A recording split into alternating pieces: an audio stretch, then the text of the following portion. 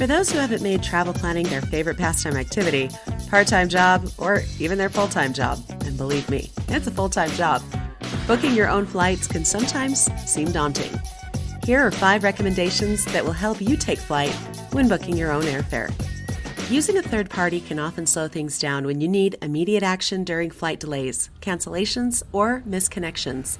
You need solutions fast, and you'll get the quickest, best resolution straight from the airline if you book direct.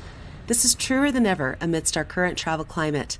By booking and dealing directly with the airline, reps have the authority to get things done and centers dedicated to dealing with these customer care issues. Booking your flights too early or waiting until the last minute may cost you. Buying more than 6 months or less than 2 weeks prior to your trip won't allow room for deals or specials, but prices also spike within 2 weeks before takeoff. Sign up for alerts from your airlines of choice so you can be notified when prices start to drop, usually about 5 months before departure. The prime window to book? Between 112 to 21 days prior to your trip. Many people book their airfare on weekends. Airlines cash in on this. Book during the week. Tuesdays are great days to book, with many deals popping up on these days or other weekdays. It might be difficult for some of us night owls to rise before dawn for that early flight, but departing between 5 and 8 a.m. usually offers better pricing, saves on stress without the crowds, and can avoid potential flight delays, with the early morning airspace being relatively clear. Sundays tend to be the most expensive day of the week to fly. If you can be flexible, you can save hundreds of dollars. Typically Tuesdays, Wednesdays, and even Monday or Thursday can offer the best savings. If you can't find the flight schedule you want from your home gate city, or you prefer to connect domestically through a U.S. city, consider these gateway cities that offer direct flights to Barcelona and Lisbon. Because your cruise departs from one city and arrives into another, you'll need to book 2 one-way fares, or better yet, a multi-city fare. When booking through your preferred airline, select multi-city option and enter your details. You'll usually find much better pricing and more route options by booking this way. Resist the temptation to book anything with too tight a connection. Account for flight delays, customs, additional security lines, especially when traveling internationally. General rule: allow at least 1 hour for domestic connections and at least 2 hours for international, maybe even more. Of course, if you can opt for that slightly pricier nonstop flight, it may save you in the long run. Not all connecting cities are created equal.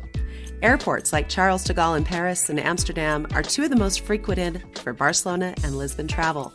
They're amazing airports, but they are huge.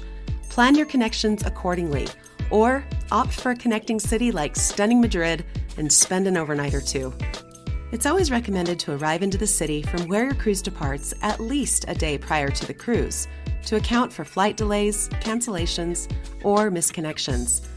Don't plan to arrive into Barcelona or Lisbon the morning of your cruise and expect all things to go according to plan and get you to your cruise check-in for an on-time departure. Arrive early to avoid any disappointment or unneeded stress in joining the ship. For those insistent on arriving the morning of your cruise, ensure you arrive with enough time for customs, baggage claim, transportation to the pier, and checking in for your cruise no later than 3 p.m. For departures, again, why not stay a day or 2 after your cruise? Enjoy the city or surrounding region. If you must fly home the day of disembarkation, ensure your flight departs no earlier than 1 p.m. that day to account for ship disembarkation procedures, luggage retrieval, customs and immigration, transportation to the airport, and 3 to 4 hours at the airport for international departures. Please do not book return flights earlier than this to avoid frustration, stress, or even missed flights. Don't always grab the cheapest flights. Budget airfare often seems to be too good to be true, and often it is. There are usually fees for everything from checked and even carry-on bags to anything else they can think to charge for, sometimes costing as much, if not more, than a standard ticket. So, if you're not booking budget, how can you save on airfare? Savvy travelers and amateurs alike will offer all kinds of advice on how to book your flights. Here are our suggestions based on a whole lot of experience. Booking websites can track your flight research and increase their prices by assuming you're likely to make a purchase on a flight you've been searching. It's true. Remain under wraps by browsing or buying your tickets in a private browser or in incognito mode. Start your search with Google Flights. Their search engine is super easy, fast, and informative. Zero in on the best airfare, then check and book directly with the airline. By booking direct with the airline, you'll guarantee mileage accrual and credits toward your status, loyalty benefits while traveling, the 24-hour booking grace period, and direct customer service. You'll often get the same fares you would by booking through an OTA, online travel agency, especially if you sign up for those deal alerts through your airline of choice, and you cut out that middleman, being able to work directly with the airline reps that have the authority to actually resolve issues that might crop up during your trip. Another bonus, you've got that co-branded airline credit card. You'll earn even more miles when you book direct. If you aren't comfortable booking online, you have the option to call the airline's reservations, and they'll be more than happy to assist with your flight booking.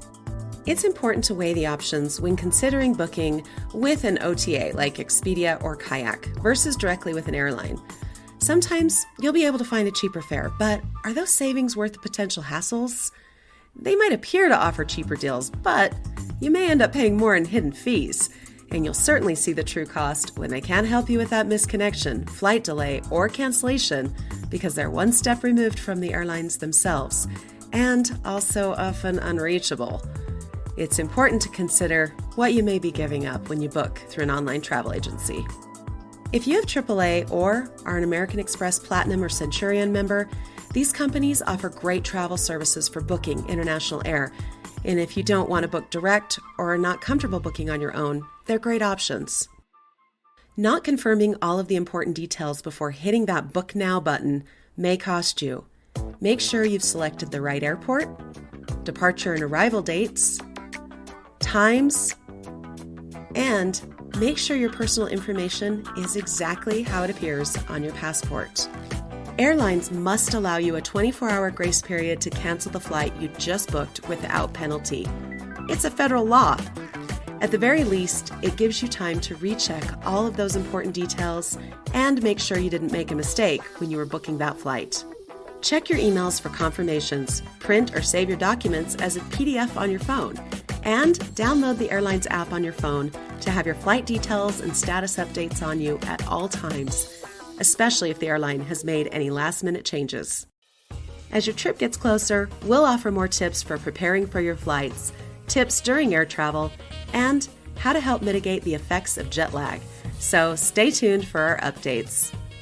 For now, we hope these recommendations help you find fantastic flight options for your cruise at fares that will allow you to spend more of your travel budget on the ground in Europe. Thanks for watching.